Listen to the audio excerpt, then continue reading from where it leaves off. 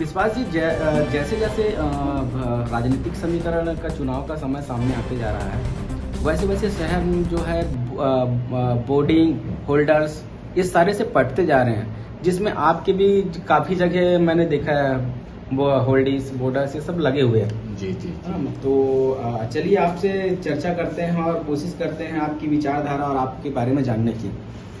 विश्वास जी, आपने प्रारंभिक शिक्षा कहाँ से प्राप्त की और आपकी शैक्षणिक योग्यता क्या है? मेरी प्रारंभिक और प्राथमिक शिक्षा से लेके उच्चतर माध्यमिक जो शिक्षा है मैंने बिलासपुर से प्राप्त किया है। और मेरी योग्यता, शैक्षणिक योग्यता जो है वो मास्टर इन बिजनेस एडमिनिस्ट्रेटिव है। एंड उसके ऊपर जो हाई स्टडीज़ के लिए मैंने विदेश में भी जाके शिक्षा ग्रहण किया हुआ है।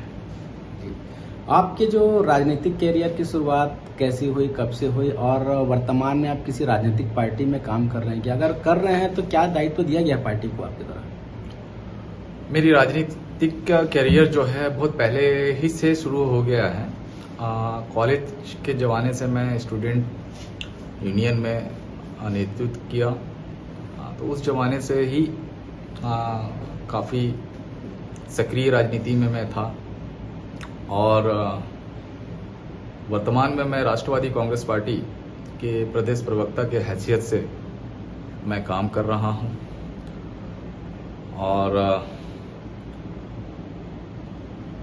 आगामी जो हमारे दायित्व मिला है उसको मैं आगामी 2 वर्षों में आप सभी को सामने दिखने लगेगा। आप चूंकि प्रदेश प्रवक्ता हैं और छत्तीसगढ़ प्रदेश में संपूर्ण विधानसभा की जिम्मेदारी आप पर है, लेकिन आप बिलासपुर जिले में ज़्यादा सक्रिय नजर आते हैं, ऐसा क्यों? हाँ, ये अच्छा प्रश्न है। चूँकि बिलासपुर शहर ये मेरे गृह नगर है और गृह नगर होने के कारण बिलासपुर मेरा घर है। और चूँकि जन्म ही मैंने बिलासपुर में ही लिया, तो बिलासपुर की जो समस्याएं हैं, मैं जब से मैं होश संभाला तब से अभी तक कुछ खास बदलाव नहीं आया इस शहर में। तो जिसके लिए पहले मैंने ये मानना है, पहले अपने घर से ही घर को ठीक करें, फिर राज्य में निकले। और ऐसा नहीं है, राज्य में भी मेरा काम बहुत अच्छा चल रहा है, मैं दौरे में बहुत अधिक रहता हूँ। ये बात अलग है, चूँकि गृह नगर होने के कारण यहाँ आप लोगों से मेरी मुलाकात अक्सर हो जाता है, तो आपको ऐसा प्रतीत हो रहा है जो मैं शहर में ज़्यादा बिलासपुर शहर में रहता हूँ। छत्तीसगढ़ प्रदेश में भारतीय जनता पार्टी की सरकार लगभग 15 वर्ष से है और 4 वर्षों से जो है कांग्रेस की सरकार है। दोनों के कार्यकाल में क्या अंतर नजर आता है आपको? देखिए, 15 वर्ष जो भाजपा की शासन थी उसमें जनता खुद देखी है।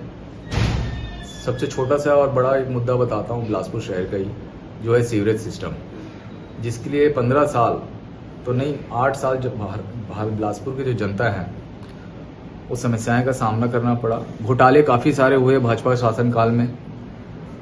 रहा सवाल कांग्रेस पार्टी का 4 साल का कार्यकाल, 4 साल में ये मानना है भाजपा से थोड़ा बेहतर ये काम कर रहा है। बिलासपुर शहर विधानसभा की अगर बात किया जाए तो शैलेश पांडे का कार्यकाल को आप किस नज़र से देखते हैं? काफ़ी अच्छा प्रश्न आपने पूछा है। ये बिलासपुर की जनताओं को भी मालूम है, और ये मेरा व्यक्तिगत राय है।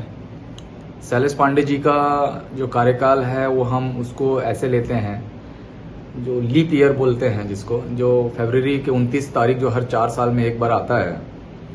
तो कांग्रेस पार्टी के बिलासपुर विधायक आदरणीय संजय शैलेश पांडे जी लीप ईयर की तरह प्रतीत हो रहे हैं इस शहर में।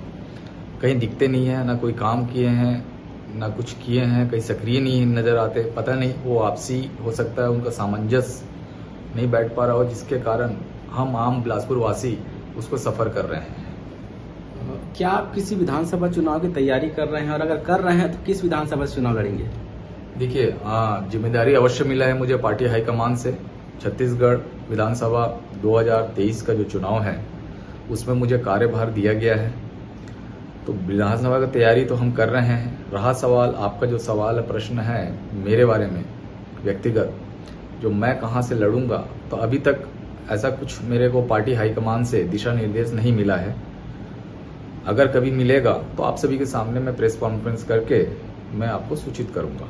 अगर आपको पार्टी विधानसभा चुनाव लड़ने की जिम्मेदारी देती है तो आप किन मुद्दों को लेकर के जनता के बीच जाएंगे कि जनता आपको वोट करे?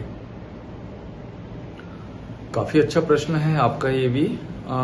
देखिए, हमारा जो शहर, urban politics and rural politics, दो अलग अलग पॉलिटिक्स होती है, जिसमें अर्बन पॉलिटिक्स का जो डिमांड है कुछ अलग है एंड रूरल पॉलिटिक्स का डिमांड जो है वो अलग होता है। तो रहा सवाल अगर बिलासपुर का हम माने या अर्बन शहरी क्षेत्र का माने, तो शहरी क्षेत्रीकरण का विकास सबसे अहम मुद्दा है। विकास के साथ साथ जो शहर में बेरोजगार युवा हैं उनको मोबिलाइज कैसे किया जाए और मुख्य धारा में कैसे लाया जाए, वो हमारा मॉडल है। उस मॉडल में को बता के हम विचारधारा के साथ जाएंगे। महिला सशक्तिकरण है, महिलाओं के लिए भी शहर में जो अनएम्प्लॉयमेंट है उसमें भी हमारी मॉडल हमारे पास है, जिसमें अगर हमारी पार्टी आती है तो उस क्षेत्र में महिलाओं को भी वार्षिक का 1,50,000 हमारे मॉडल के, हमारी योजना के अंतर्गत दिया जाएगा। उसके अलावा स्मार्ट सिटी जो हुई है उसमें जो धांधली और जो काम में जो गड़बड़ी हुई है उसको उजागर करके जनताओं के बीच में जाएंगे। साथ में जो डेवलपमेंट और विकास जो हमने राष्ट्रवादी कांग्रेस पार्टी ने जो मॉडल स्वरूप रेखा तैयार करके रखा हुआ है, वो मॉडल को लेके जाएंगे जनता के बीच में। और कुछ अहम मुद्दे हैं जैसे कि कर्मचारी राज्य शासन के जो हैं उन लोगों का जो वेतन है, उनका जो महंगाई भत्ता है, उनका जो सुविधा मिलना चाहिए, वो सब हमारे लिए अहम मुद्दे हैं। इस प्रकार के नानान मुद्दे हमारे पास हैं। इन सारे मुद्दों को लेके हम अपने आगामी 2023 विधानसभा के चुनाव में हम जाएंगे। विश्वास जी, आप जो महिला सशक्तिकरण की बात करते हैं, युवा सशक्तिकरण की बात करते हैं, अन्य राजनीतिक पार्टियां भी जो है इनका होने का दावा करती है, तो आप इनके लिए क्या अलग करेंगे? देखिए, अन्य पार्टी ने दावा भी किया, काफी मर्तबा बोला भी है, पर 20 साल का सरकार शासनकाल में छत्तीसगढ़ के जनता ने देखा उनके दावों में कितना दम है। रहा सवाल राष्ट्रवादी कांग्रेस पार्टी, हम अपना एक मॉडल तैयार करके रखे हुए हैं, पर ये अभी इस समय अगर हम बताने में असमर्थ हैं, क्योंकि अगर अभी हम बताएं तो इनका भरोसा नहीं। ये कभी भी उसको हमारा कॉपी कर सकते हैं, तो इसलिए अभी तो हम नहीं बताएंगे। सरकार में आने के बाद जनताओं को लाभ मिलेगा। हर महिलाओं को साल में 1,50,000, हर युवा बेरोजगार को हम उसको स्वरोजगार हो या अपनी योजना के अंतर्गत ला के 1,50,000 उनको भी वार्षिक। किसान सशक्तिकरण के तहत किसानों का खरीदी से लेकर खाद सप्लाई तक का जिम्मेदारी हमारी पार्टी लेगा और उसका जो विकास है, समर्थन मूल्य आज जो मिल रहा है उनसे कई हजार गुना ज्यादा मिलेगा, ये मैं आपको आश्वस्त करा रहा हूँ।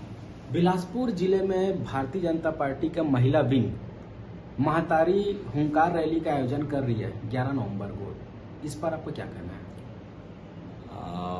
हुंकार रैली, बिलासपुर की जनता अभी तक भूले नहीं है वो कांड, नसबंदी कांड 8 नवंबर 2014 का, और उसमें भारतीय जनता पार्टी का